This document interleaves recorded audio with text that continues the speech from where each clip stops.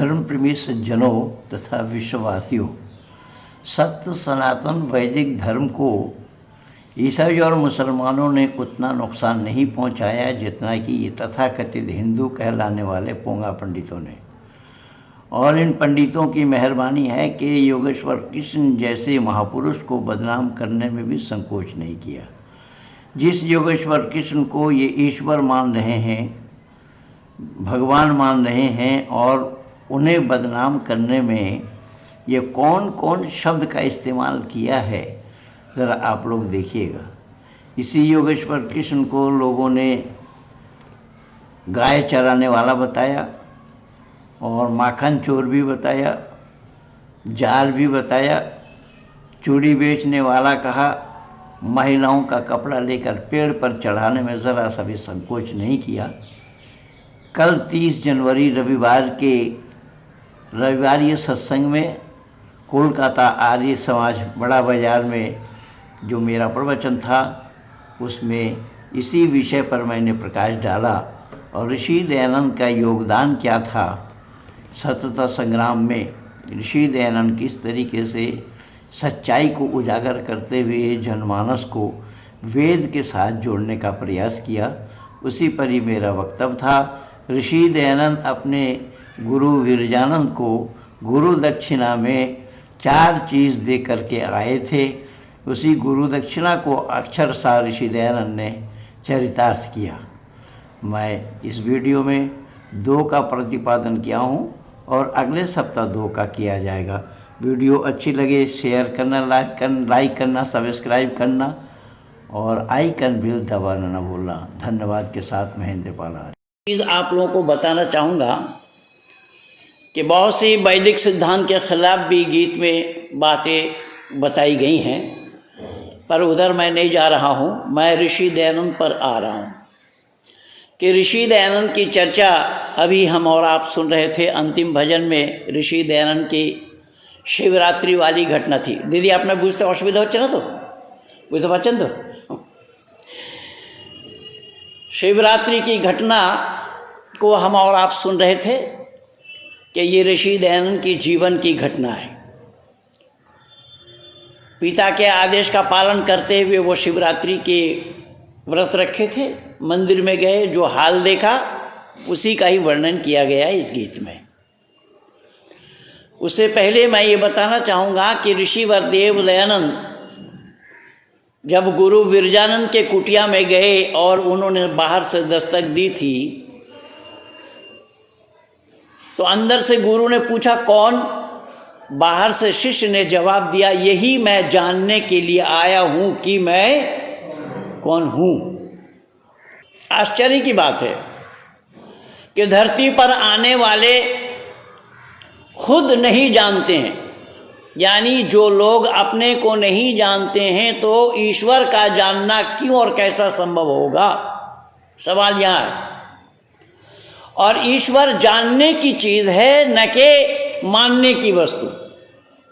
बिना जाने मानना संभव नहीं होगा।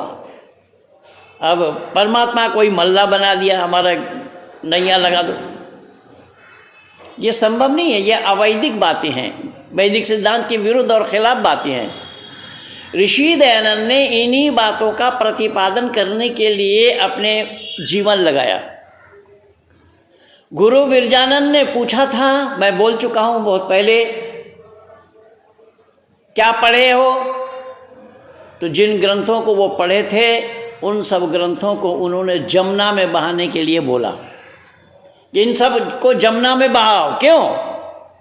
गुरु विरजानंद को पता था कि जिन ग्रंथों को ये पढ़े हैं वो ग्रंथ पढ़ने लायक नहीं है। हालांकि एक दूसरा फ़ोन मैं लाया नहीं, मैं दिखाता आप लोगों को आज। और विशेष करके ये बंगाल में हो रहा है।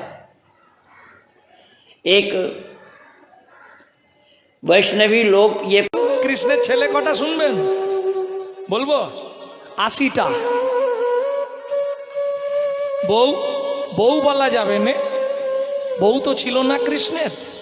ওমা সে কি কথা, বউ ছিল না? না, ওয়ারেন্টি নয় গ্যারেন্টি, কৃষ্ণের কোনো বউ নেই। যদি কোথাও লেখা থাকে কৃষ্ণের বউ উমুক, তাহলে কীর্তন ছেড়ে দিয়ে তার বাড়ি ঝাঁট দেবো সারা লাইফ ধরে। प्रचार कर रहे हैं कि श्री कृष्ण ने शादी नहीं की जिंदगी में और 80টা पुत्र थे उनके। उसको मैं चुनौती दिया हूँ, अब देखता हूँ कहाँ तक क्या हो रहा है। कल एक चुनौती दिया जो ऋषि दयानंद को आर्य समाज को इब्राहिमिक समाज बताना चाह रहे थे, ये संजय दीक्षित ने बोला जयपुर डायलॉग्स में। कल रात को मैं चुनौती दिया हूँ उसको, चुनौती तो पिछले रविवार को दिया था, फिर कल डाला हूँ, उसके पेज में भी डाल दिया हूँ कि ऋषि दयानंद को पढ़े बिना लोग जिसके मन में जो आ रहा है वो वैसे ही कह रहे हैं। और ये बंगालियों को क्या आनंद मिलता है इससे मैं भी समझ नहीं पाया। कह रहे योगेश्वर कृष्ण केवल उन्हीं गाने वालों के लिए है क्या, हमारे और आपके लिए नहीं है? तो जब हमारे और आपके लिए भी है योगेश्वर कृष्ण और उन्हें बदनाम किया जा रहा है इस तरीके से, नचनिया गवैया जार माखन चोर चूड़ी बेचने वाला आदि आदि बोला जा रहा है और हम लोग सहन कर रहे हैं इसे। ऋषि दयानंद ने ये काम नहीं किया। ऋषि दयानंद ने डंके की चोट दुनिया वालों से ये कहा और बतलाया कि मैं तो पढ़ा था पहले यही सारे ग्रंथ, लेकिन गुरु विरजानंद को वो सहन नहीं था। गुरु विरजानंद ने उन ग्रंथों को हमें जमुना में बहाने के लिए बोला, और केवल बोला ही नहीं, उसे मैंने चरितार्थ किया। किसे দিদি বুঝতে অসুবিধা হলে বলবেন, কিন্তু আমি বাংলা এ বাঙালিদের মধ্যে এই রোগটা খুব বেশি দেখতে পাচ্ছি আমি, অত্যাচার করছে যোগেশ্বর কৃষ্ণকে নিয়ে, সে ইসকনওয়ালা হোক।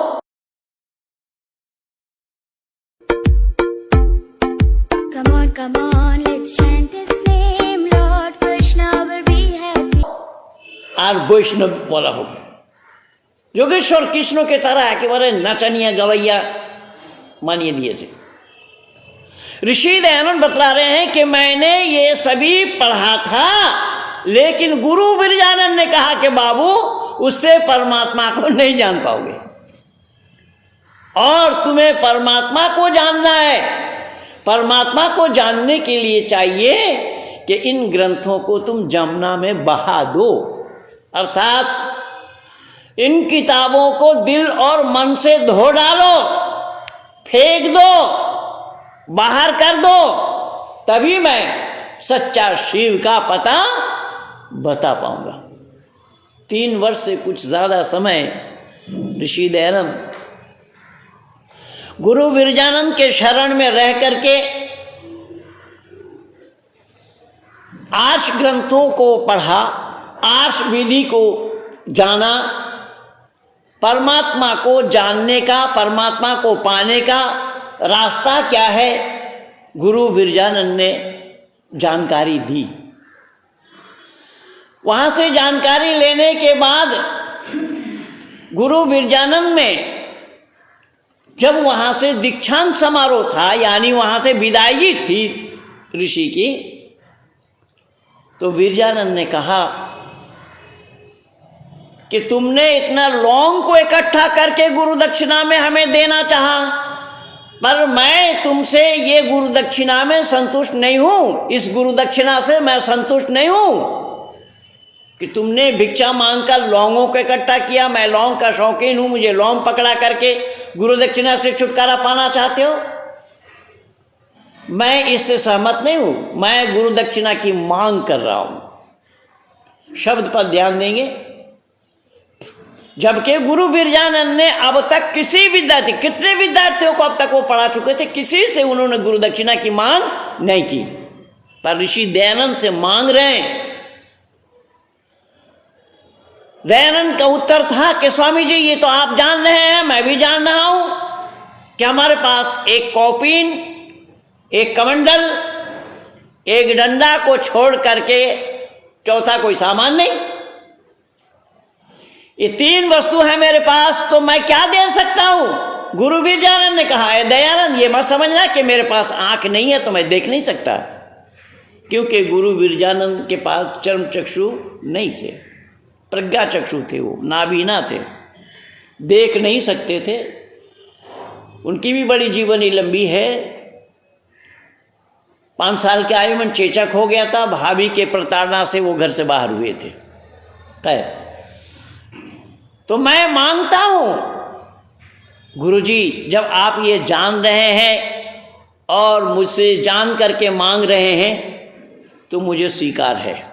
गुरु विरजानंद कह रहे हैं कि मैंने जान करके मांगा और वो गुरु दक्षिणा आपके पास है महज। बेशक आप मांगिए, आप जान रहे हैं मेरे पास है और मैं दे सकता हूं, तो बिल्कुल मांगिए आप। उन्होंने 4 चीज की मांग की थी बंधुओं। स्वधर्म का प्रचार और प्रसार करना, स्व संस्कृति का प्रचार और प्रसार करना, स्वराष्ट्र का प्रचार और प्रसार करना, स्वभाषा का प्रचार और प्रसार करना, ये 4 चीज की मांग की थी। और गुरु विरजानंद को जो जुबान दिया गुरु दक्षिणा में, अक्षरशः ऋषि दयानंद के जीवनी को पढ़ करके देखिएगा, इन 4 बातों को उन्होंने अमल किया। एक एक करके मैं प्रमाण दे रहा हूं। उन्होंने 4 चीज की मांग की। तो कुछ लोग ये भी सोच सकते हैं कि भाई 5 क्यों नहीं मांगे, 4 ही क्यों, 3 भी मांग सकते थे। तो पहले 4 को जानना पड़ेगा, वो 4 क्या है। और जिम्मेदारी के साथ मैं आप लोगों से पूछ रहा हूं, जवाब दे दीजिएगा। जवाब देने में कोई टैक्स लगेगा नहीं। जिस कुर्सी पे आप लोग बैठे हैं इसके टांग कितने हैं? अगर एक निकाल लिया जाए तो जिधर से निकालेंगे उधर लुढ़क जाएंगे आप। एक और लगाया जाए तो जब 4 से आप काम कर सकते हैं तो 5 क्यों लगाएंगे? मिसयूज है। वेद कितने हैं जरा जल्दी जल्दी जोड़ते जाइए। वेद 4 नहीं है, वेद मूलतः एक ही है। ये 4 कांड है, ज्ञान, कर्म, उपासना और विज्ञान, जिसे ऋक, यजुः, साम और अथर्व के नाम से हम जानते हैं। आर्य समाज के 3रा नियम में देखिएगा, ऋषि दयानंद ने एक वचन में ही लिखा है वेद सब सत्विद्याओं की पुस्तक है। अगर वेद 4 हो गया होता तो वेदों में होता। अब वेद में ही वेद को 3 बताया, वेद त्रयी कहा गया है कि वेद 3 है। वेद तो एक है ही मूलतः। अगर 2 बोलेंगे तो भी अतिशयोक्ति नहीं, 3 बोलेंगे तो भी गलती नहीं, 4 बोलेंगे तो भी गलती नहीं है। 3 इस प्रकार से है कि हमारे और आपकी जो पढ़ने की शैली होती है, जो हम किताब हम और आप पढ़ते हैं, तो किताब कुछ दाहिने से पढ़ा जाता है, कुछ बाएं से पढ़ा जाता है। जैसे उर्दू, अरबी, फारसी इधर से लिखते हैं, इधर से पढ़ते हैं। सिंधी भी इधर से लिखते हैं, इधर से पढ़ते हैं। लेकिन हिंदी, संस्कृत आदि बाएं से लिखते हैं, बाएं से पढ़ते हैं। तो इसी तरीके से कुछ पद है और कुछ गद्य भी है। जैसे गीत सुन रहे थे ना, तो कुछ कथानक है, कथा है, और कुछ पद भी है। लेकिन वेद की एक ऐसी शैली है जो ना पद है और ना गद्य है, इसलिए वेदत्रयी बोला गया है। और परमात्मा की असीम अनुकंपा है। मैं बोल रहा हूं पढ़ने की शैली 3 प्रकार के है, इसीलिए 3 बोला गया। एक पद है, एक गद्य है, एक शैली और है जो ना वो पद है ना गद्य है। पढ़ने का तरीका, शैली दैट मीन्स पढ़ने का तरीका, पद्धति, तो 3 प्रकार से है। तो मैंने बोला कि ये सारा अभ्यास की बात है और पढ़ने पर ही जानकारी मिलती है, बिना पढ़े जानकारी होना संभव नहीं है। तो मूलतः वेद एक ही है। वेद सब सत्विद्याओं की पुस्तक ऋषि ने आर्य समाज के 3रा नियम में लिखा, वह एक वचन में ही आया है वेद। तो वेद आपने 4 बोला तो 4 बोलने में भी कोई गलती नहीं है। ऋग, यजुः, साम और अथर्व, ये 4 कांड है। ज्ञान, कर्म, उपासना और विज्ञान, ये 4 कांड है। चारों ऋषियों ने बांटा है। क्यों? अगर वेद 4 हो जाए तो एक ऋषि दूसरे वेद से वंचित हो जाएंगे। और वेद एक होने के नाते चारों ऋषि ने अलग अलग बांटा है कि आप इसको बोलिए, मैं इसको बोलूं, मैं इसको बोलूं, मैं इसको बोलूं। ये 4 विभाग है। 4 विभाग को चारों ऋषि ने अलग अलग किया है। किसी ने ज्ञान दिया, किसी ने कर्म दिया, किसी ने विज्ञान दिया। हाँ, इस तरीके से चारों ऋषि ने बांटा है। लेकिन मूलतः वेद एक है और 4 कांड है, तो वेद कितने हो गए? 4 का ही आंकड़ा मैं दे रहा हूं। आश्रम कितने हैं? 4। वर्ण कितने हैं? ये आप सब जान रहे हैं। ब्रह्मचर्य, गृहस्थी, वानप्रस्थी और सन्यास, ये 4 हैं। ये सब 4 का ही आंकड़ा मैं बता रहा हूं। अच्छा, सब अगर छोड़ करके मैं पूछूं आप लोगों से कि दिशा कितने हैं? 6 हैं। दिशा तो हमारे गुरुओं ने 10 पढ़ाया। बांग्ला में बोला जाता है 10 दिक, एके चंद्र, 2 पक्ष, 3 निद्र, 4 वेद, 5 वान, 6 ऋतु, 7 समुद्र, 8 बसु, 9 नवग्रह, 10 दिक। ये बांग्ला में बचपन में ही याद किए थे, आप पता नहीं। 10 दिशा माना जाता है, 10 दिशा, लेकिन मूल रूप से हम लोग 4 लेते हैं। मूल रूप से 4 लेते हैं। पूरा पश्चिम उत्तर दक्षिण बोलते हैं ना, तो मूल रूप से जो 4 लेते हैं उन 4 का नाम बताइए। पूरा पश्चिम, थोड़ा जोर से बोलिए, मैं थोड़ा दूर से आया हूं, आवाज पहुंचने में समय लग जाता है। पूरा पश्चिम। अब ऋषि दयानंद यहां कह रहे हैं कि नहीं नहीं नहीं नहीं, गलत बोल रहे हो। तो पूरा पश्चिम उत्तर दक्षिण नहीं है। तो गुरु विरजानंद ने क्या सिखाया? गुरु विरजानंद ने सिखाया, ओम प्राची दिग्निरधिपति रक्षितो रक्षितादित्य ईशवः तेभ्यो नमोधिपतिभ्यो नमो रक्षितिभ्यो नमः शुभ्यो नमः येभ्यो अस्तु यो अस्मान् द्वेष्यं वयं निष्मस्तं भोजं वेदद्मः। इस मंत्र का नाम ऋषि ने मनसा परिक्रमा मंत्र लिखा है। तो यहाँ पूरब के लिए बताया गया, पूरब दिशा का स्वामी परमात्मा, आप पूरब की तरफ से हमारी रक्षा करें। अगर आप रक्षा नहीं करते हैं तो मेरा रक्षा करने वाला और कोई नहीं। आपको बारंबार नमस्कार हो। अब पूरब से पश्चिम आया या दक्षिण आया? ओम दक्षिणादिगिंद्रोधिपति स्थिर क्षीराजी रक्षिता पितर ईशवः फिर तेभ्यो नमोधिपतिभ्यो नमो रक्षितिभ्यो। यह दक्षिण दिशा का स्वामी परमात्मा, आप पिताओं के भी पिता हैं, आपके सिवा कोई नहीं, आपके सिवा रक्षक कोई नहीं है। तो ये जान करके बोला जा रहा है या बिना जाने बोल रहे हैं? और ये जानकारी महज वेद में है, वेद के सिवा कहीं पर भी किसी को भी जानकारी नहीं है, मैं दावा के साथ कह रहा हूँ। और परमात्मा की असीम अनुकंपा है। आज 39 वर्षों से मैं संपूर्ण विश्व के आंगन में इसे सिद्ध कर चुका हूँ कि एक ही धर्म है मानव मात्र का, और ईश्वरीय ग्रंथ वेद है। वेद के सिवा ईश्वरीय ग्रंथ किसी और ग्रंथ का, मजहबी ग्रंथों का तो होना संभव नहीं है। मजहबी ग्रंथों का होना संभव नहीं है। क्यों? कैसे? देखिएगा जरा विचार करके कि ये मजहब जब बने, यही लीजिए, सत्यार्थ प्रकाश ऋषि दयानंद आर्य समाज बनाने के बाद बना, या सत्यार्थ प्रकाश पहले बना हुआ था? जिम्मेदारी के साथ बोलिएगा, आपस में ही मतभेद हो रहे। वेद के लिए मैं नहीं पूछा, इस सत्यार्थ प्रकाश के लिए पूछा।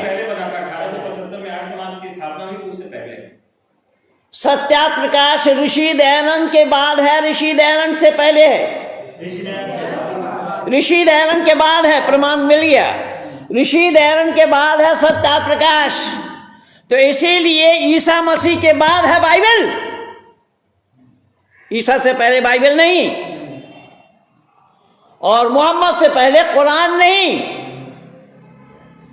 ये जितने भी मजहबी ग्रंथ को आप देखेंगे वो मजहब पहले है, ग्रंथ उनके बाद में है। लेकिन खूबी वेद की ये है कि हमारा वेद पहले है, हम बाद में हैं।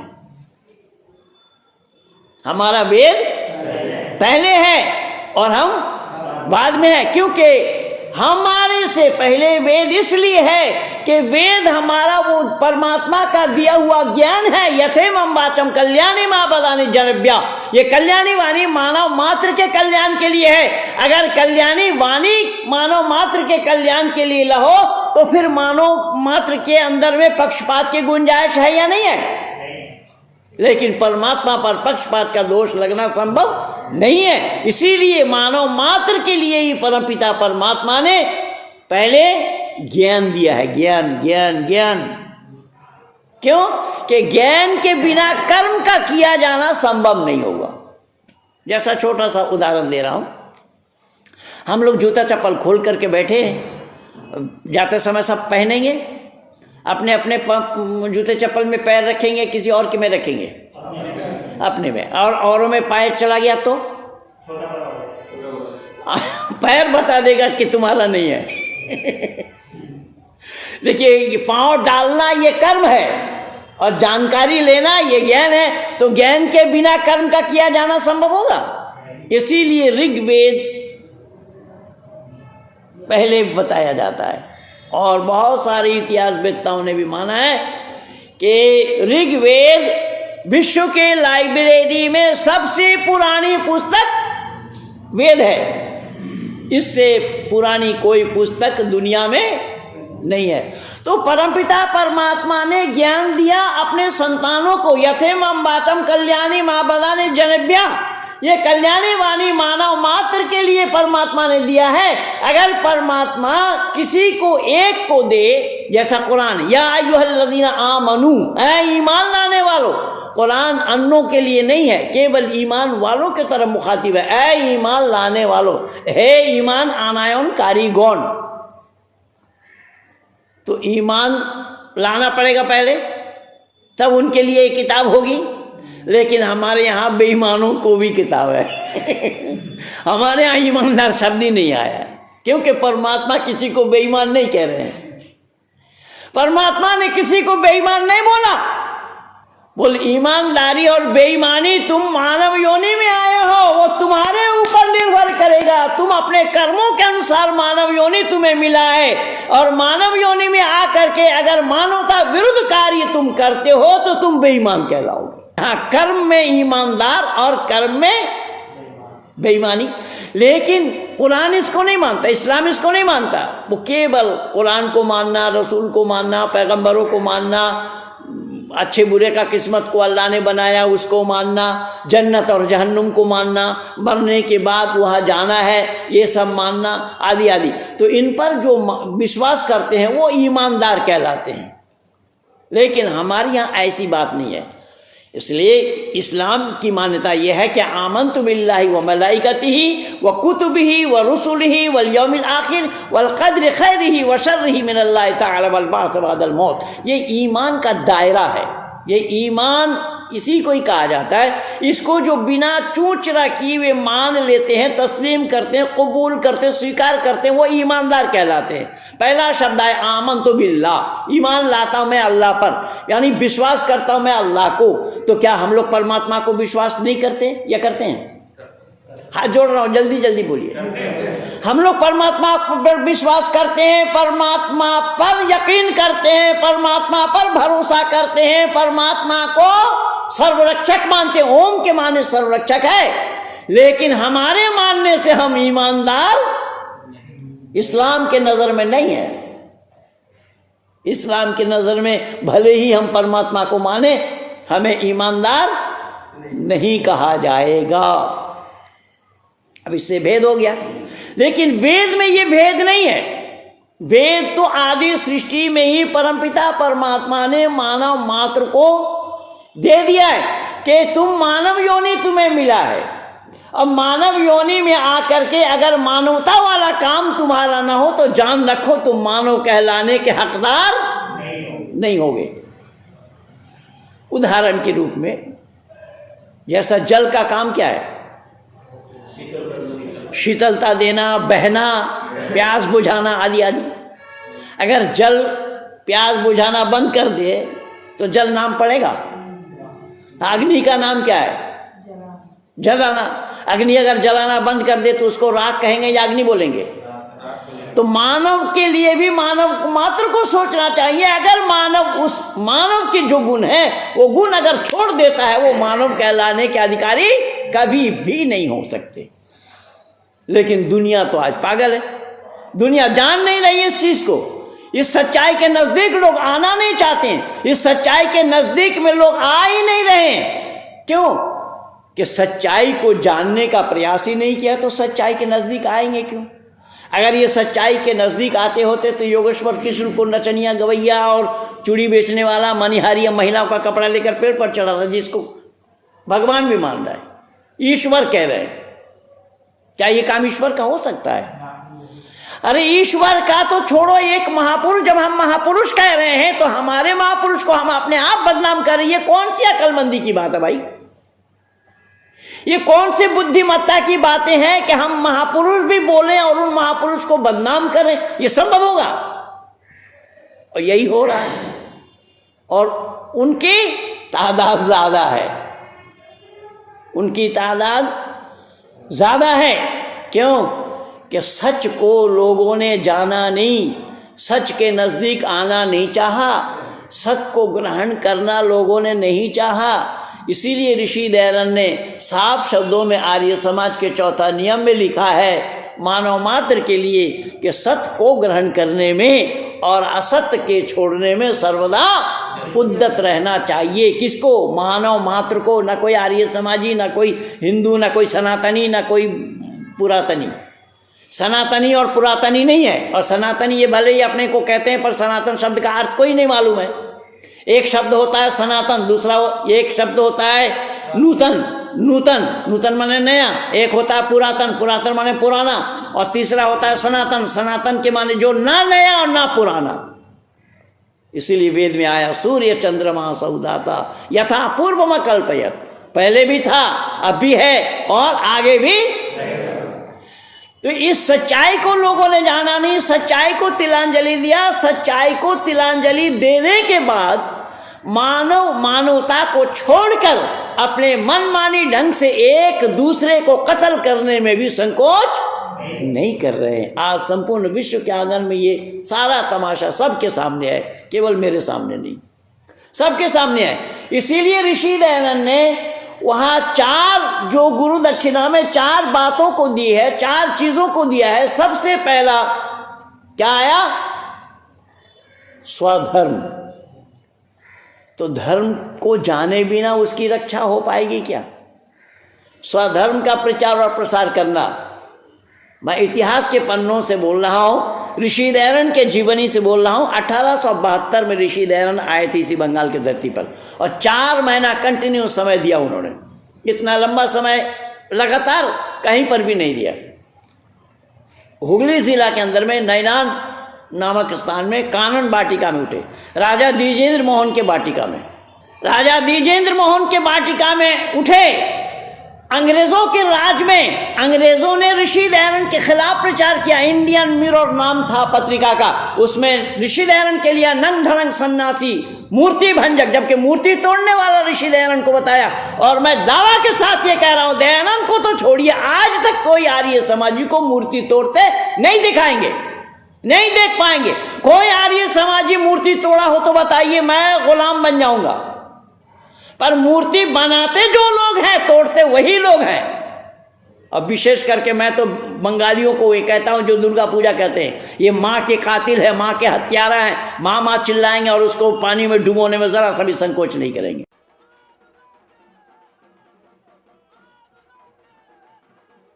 मैं निवेदन कर रहा हूं, ऋषि दयानंद को मूर्ति भंजक कहा, मूर्ति तोड़ने वाला बताया, लेकिन ऋषि दयानंद ने मूर्ति कभी भी नहीं तोड़ी। अपितु ऋषि दयानंद फर्रुखाबाद में थे, सड़क के ऊपर एक मंदिर था। ऋषि दयानंद से लोगों ने कहा, स्वामी जी आप तो मूर्ति नहीं पूजते हैं, इस मंदिर को ढाइए। ऋषि ने साफ कहा, यह मत समझना कि मैं मंदिर को ढाने के लिए आया हूं। और ऋषि दयानंद को देखिएगा, जब तक पौराणिकों के साथ, इस्लाम वालों के साथ जब तक बात हुई, ऋषि दयानंद छाया बन करके खड़े हैं पौराणिकों के बीच में। ऋषि दयानंद ने सत्य का प्रतिपादन किया। ऋषि दयानंद के पास पक्षपात नाम की कोई गुंजाइश नहीं है। जब वहां पर लोग काफिला बना करके जाने लगे तो केशव चंद्र सेन, जो उन दिनों में बढ़ चढ़ करके सब काम में हिस्सा ले रहे थे, राजा राम मोहन राय बना चुके थे 1826 में ब्रह्म समाज। जो 1826 में, उस समय ऋषि दयानंद 2 वर्ष के माँ के गोद में दूध पीते हुए बच्चे थे। ब्रह्म समाज की स्थापना हुई। राजा राममोहन राय भी संस्कृतज्ञ विद्वान थे।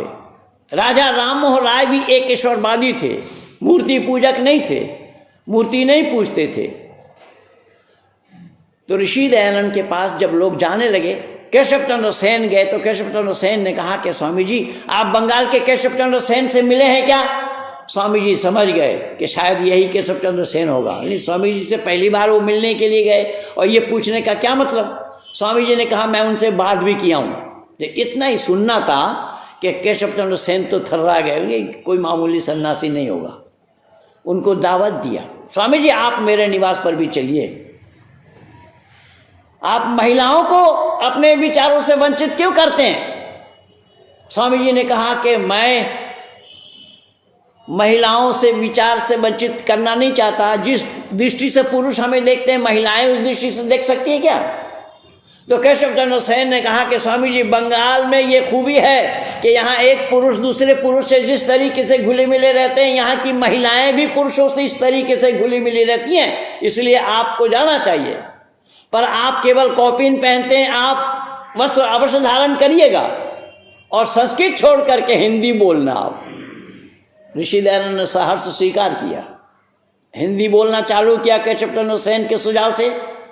कॉपिन वस्त्र पहनना भी चालू किया। कौशीय वस्त्र पहन करके ऋषि दयानंद 1873 के 9 जनवरी में केशव चंद्र सेन के वाटिका में पहुंचे। केशव चंद्र सेन अपने मित्र मंडलियों को बुला रखे थे। वो अंग्रेजों के पिट्ठू थे। अंग्रेजी राज में बड़े बड़े बिशपों को बुला रखे थे। उन दिनों में तो भारत की राजधानी बंगाल कलकत्ता हुआ करता था, तो जो राजधानी के जो बड़े आर्च बिशप है उनको भी बुलाए थे। स्वामी जी वहाँ वेद सब सत्य विद्याओं की पुस्तक है, वेद का पढ़ना पढ़ाना सुनना सुनाना, ये बोला। स्वामी जी ने जब वेद को प्रतिपादित किया, वेद सब सत्य विद्याओं की पुस्तक कहा, तो उसमें पादरी ने सवाल उठाया, स्वामी जी ये कैसा कह रहे हैं आप कि वेद सब सत्य विद्याओं की पुस्तक है? स्वामी जी ने कहा कि मैं जान करके बोल रहा हूँ। तो बोले बाइबल सत्य विद्या की पुस्तक नहीं है? स्वामी जी ने कहा हो सकता है आपके नज़र में हो, लेकिन मैं आपसे बाइबल से पूछ रहा हूँ, आप बता दीजिए। बाइबल की उत्पत्ति विषय में है, ये धरती जलाशय ही जलाशय था, पानी पानी था। पानी में अल्लाह का सिंहासन तैर रहा था। अल्लाह ने सोचा, यहोवा ने सोचा, गॉड ने सोचा हम दुनिया बनाए, तो सबसे पहले प्रातःकाल के समय को बनाया। उस समय को देखा तो गॉड ने कहा, यहोवा ने कहा बहुत अच्छा है। स्वामी जी ने पूछा, पादरी महोदय ज़रा बराए मेहरबानी आप बता दीजिए कि प्रातःकाल का समय अच्छा हुआ करता है स्वतः, ये ज्ञान परमात्मा को, आपके यहोवा को था या नहीं? अगर उनको ज्ञान रहा होता तो ये कैसे कहते? उस परमात्मा की आत्मा मंडरा रहा था। स्वामी जी ने कहा उस मंडराते हुई आत्मा को देखा किसने? बोले क्या मतलब? बोले लिखा गया, देख करके लिखा या बिना देखे लिखा? पादरी के पास एक भी जवाब नहीं था। पादरी ने चाहा स्वामी जी को वाइसराय से मिलाना। देखिए ये स्वधर्म का प्रचार हुआ यहाँ, बड़ी लंबी कहानी है, मैं बहुत जल्दी में हूँ, समय कम है। वहाँ वाइसराय से मिलाने के लिए गए, उसमें केशव चंद्र सेन थे, स्वामी जी के साथ लेकर के गए सब। वाइसराय ने कहा कि बाबा आप एक सन्यासी हैं, परमात्मा के भक्त हैं, तो आप जो ये प्रचार कर रहे हैं कुरान के खिलाफ, बाइबल के खिलाफ और आदि आदि मूर्ति पूजा को खिलाफ, तो आप डरते नहीं हैं? तो स्वामी जी ने कहा मैं तो खिलाफ किसी का भी नहीं बोला। देखिए शब्द पर ध्यान दीजिएगा। स्वामी जी ने कहा मैं तो किसी के खिलाफ बोला ही नहीं। क्यों? कि जो बात बाइबल में लिखी हुई है मैंने वही पूछा आपसे, जो कुरान में जो बात लिखी हुई है मैं वही पूछ रहा हूं। और मूर्ति पूजा वेद विरुद्ध है, मूर्ति पूजा करना सही है या गलत, ये मैं लोगों से पूछ रहा हूं। मैंने खंडन कहाँ किया, मैंने विरोध कहाँ किया? करे ना लोग, शौक से करे, लेकिन परमात्मा ने भेजा दिया है तो अपने दिमाग से विचार करके करेंगे या दिमाग में ताला डालकर करेंगे? स्वामी जी ने कहा मैं तो दिमाग का ताला खोल रहा हूं। पादरी के पास जवाब नहीं, उसमें वाइसराय के पास जवाब नहीं था।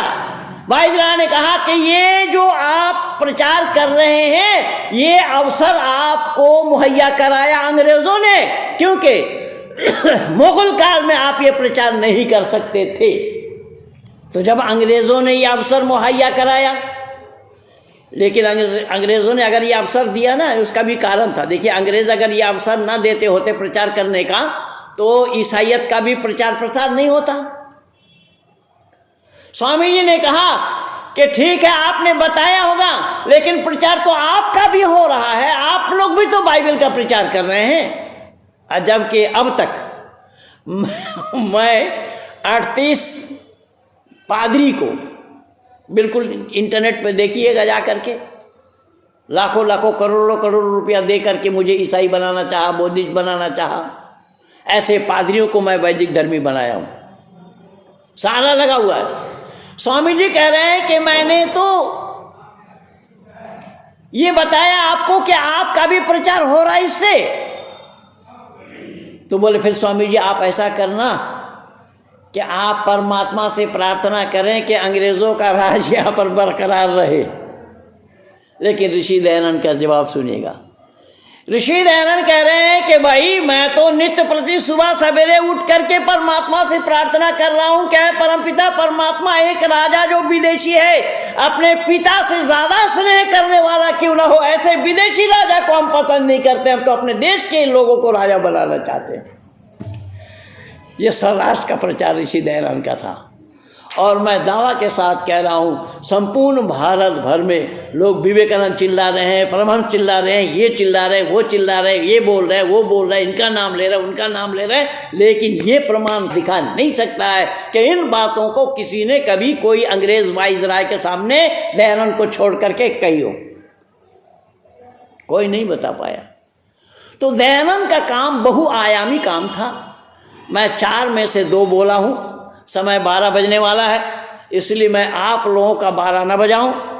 मैं चाहता हूं कि 12 बजते बजते ही मैं अपने को रोकूं। लेकिन मैं आज एक पुस्तक लेकर के आया हूं और वो पुस्तक बलिदानियों का इतिहास है। और हम आर्य जनों के लिए हमारा ऑथेंटिक किताब है वैदिक साहित्य। हम वेद पर आचरण करते हैं, वेद को पढ़ते हैं, वैदिक साहित्य को मानते हैं। वेद विरुद्ध जहाँ कहीं भी किसी साहित्य में जो बताया गया है, ऐसे किताब को हम लोग पढ़ने से बचते हैं। और ये पुस्तक प्रकाशित है हरियाणा साहित्य संस्थान से, गुरुकुल झज्जर से। स्वामी ओमानंद जी इसके संस्थापक यानी संकलनकर्ताओं में स्वामी ओमानंद जी का वरदहस्त है इसमें। मैं पिछले सप्ताह आप लोगों को बताया था नेताजी सुभाष चंद्र बोस के बारे में,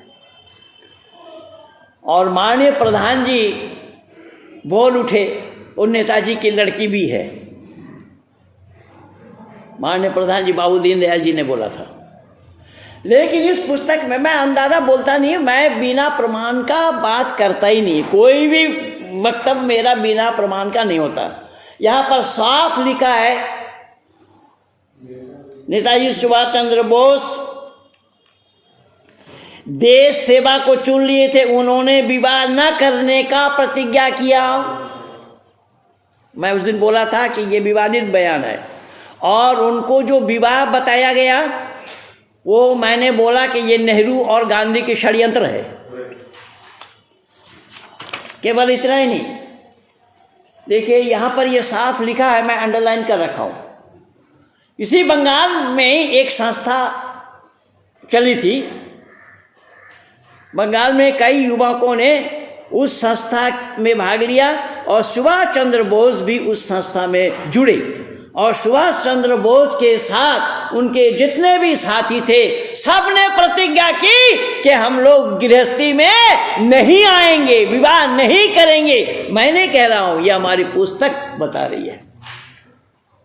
इसलिए मैंने बोला था उस दिन भी कि ये शोध का विषय है। तो आज मैं इसलिए पुस्तक को लेकर के आया कि कम से कम बात सच्चाई क्या है उसे हम जानें, औरों को भी जानकारी कराएं। बाबू दीनदयाल जी उस दिन बोले थे कि सुभाष चंद्र बोस की लड़की बताया जाता, बताते। मैं निवेदन कर रहा हूँ कि ये सारा निरर्थक है। यानी सुभाष चंद्र बोस जी के साथ भी धोखा किया है और अपने लोगों ने धोखा किया है। बाहर वालों का करना वो तो था ही, बाकी अपने लोगों ने धोखा करते हुए ही सुभाष चंद्र बोस को हमारे देश में आने नहीं दिया। तो समय 12 बज रहा है, मैं अतिक्रमण न करता हुआ यहीं पर ही अपनी वाणी को विराम दे रहा हूँ। बाकी 2 प्रमाण अगले सप्ताह मैं सुनाऊंगा।